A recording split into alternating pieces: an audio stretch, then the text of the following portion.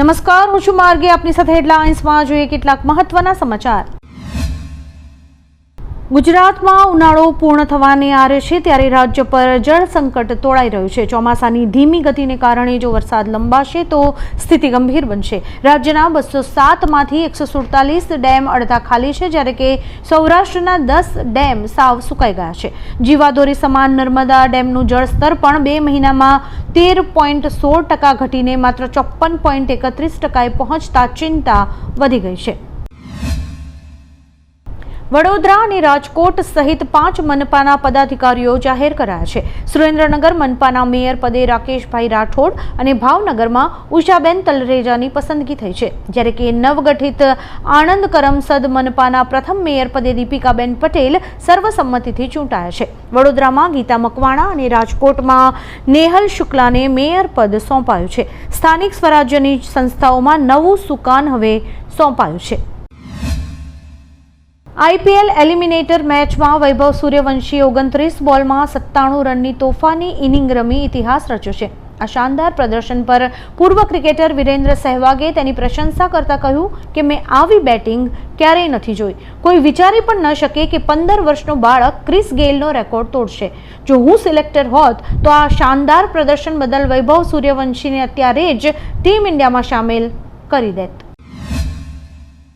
એક સપ્તાહથી ચાલી રહેલા ભારે રાજકીય ડ્રામા બાદ આખરે કર્ણાટકના મુખ્યમંત્રી સિદ્ધારમૈયાએ પોતાના પદ પરથી રાજીનામું આપવાની જાહેરાત કરી દીધી છે.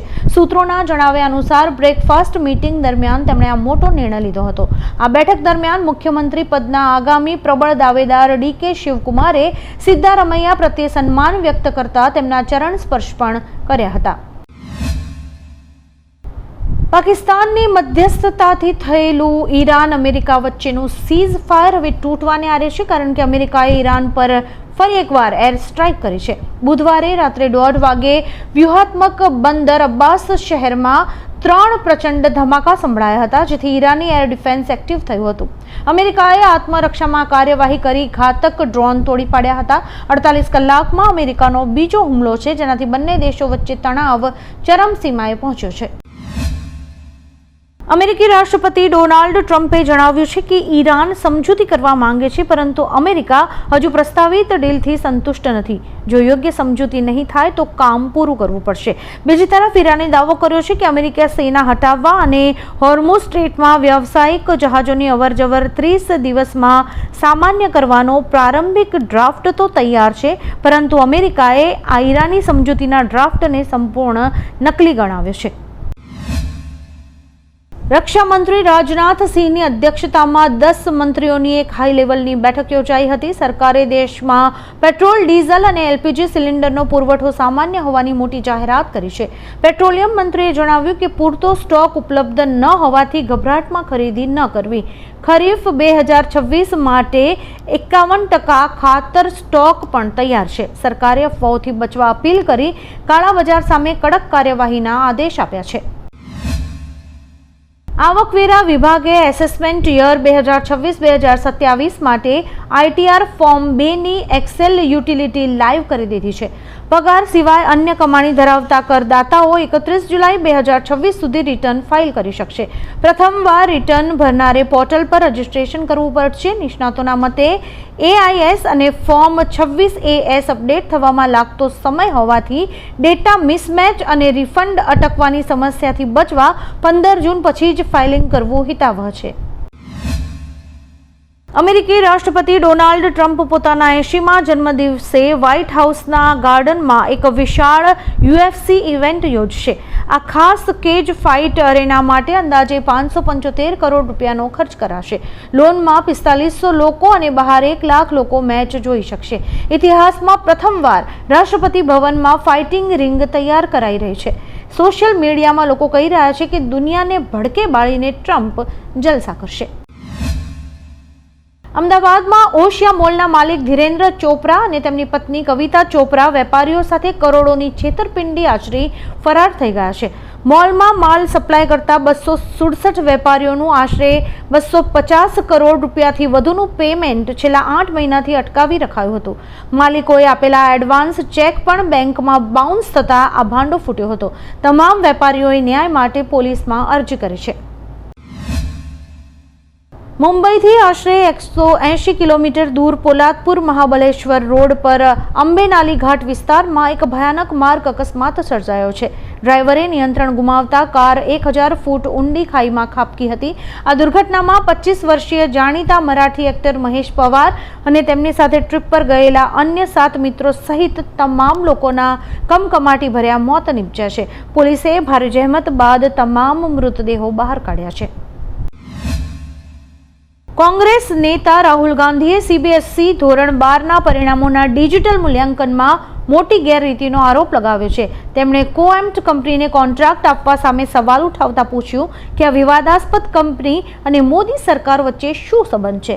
સામે પક્ષે હવે CBSE બોર્ડે તમામ નિયમોનું પાલન થયું હોવાનું જણાવી રાહુલના આરોપોને તદ્દન ખોટા, ભ્રામક અને તથ્ય વિહોણા ગણાવીને નકારી કાઢ્યા છે.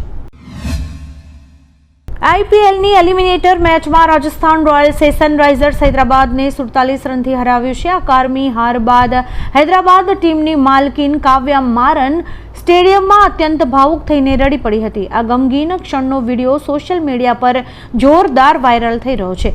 યુઝર્સે કાવ્યાની હિંમતના વખાણ કર્યા છે, જે પોતે આંસુ લૂછીને હારવા છતાં ટીમનું મનોબળ વધારવા તાળીઓ વગાડતી જોવા મળી હતી. ફ્રાન્સની 100થી વધુ પ્રી સ્કૂલ અને ડે કેર સેન્ટર્સમાં બાળકો સાથે જાતીય શોષણ, હિંસા અને બળાત્કારના કૌભાંડથી ભારે આક્રોશ ફાટી નીકળ્યો છે. આફ્ટર સ્કૂલ પ્રવૃત્તિઓ સંભાળતા મોનિટર્સ પર સપ્ટેમ્બર 2024થી એપ્રિલ 2025 વચ્ચે 3 થી 5 વર્ષના 5 બાળકોના શોષણનો આરોપ છે. પીડિત પરિવારોની માંગ પર કેસની ખુલ્લી સુનાવણી શરૂ થઈ છે. કોર્ટની બહાર જાગૃતિ માટે #MeTooSchool આંદોલન શરૂ કરાયું છે.